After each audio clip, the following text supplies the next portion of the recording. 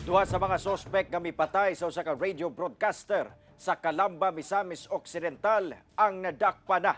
Sayron ta ang dugang detalye sa live report ni James Paulo Yap. James?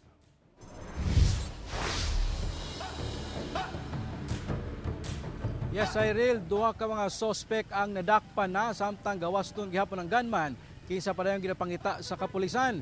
Dugang nila nga dako og tabang ang reward money nga gitanyag sa mga otoridad. Sikop sa kapulisan sa Sapang Dalaga Municipal Police Station ug Calamba Municipal Police Station ang magigagaw nga sila Boboy Bungkawil ug Renante Bungkawil. Human ang pipila ka bulan nga pagtago-tago sa mga otoridad.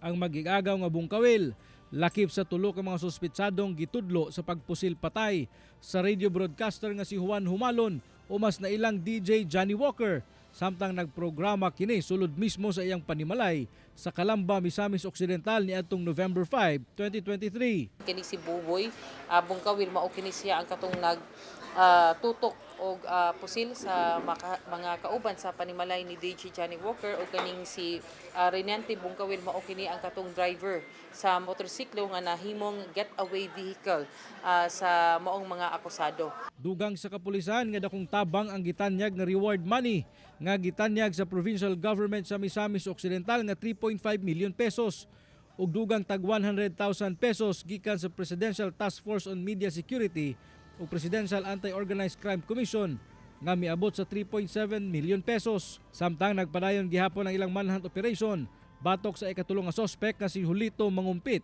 kaysa maoy mipusil patay sa radio broadcaster sulod sa announcer's booth. Sa karon kasamtangan nga ana sa kustudiya sa Misamis Occidental Provincial Police ang duha ka mga dinakpan. Ang trabaho sa kapulisan wala lamang naghunong sa pag-aresto niining mga akusado.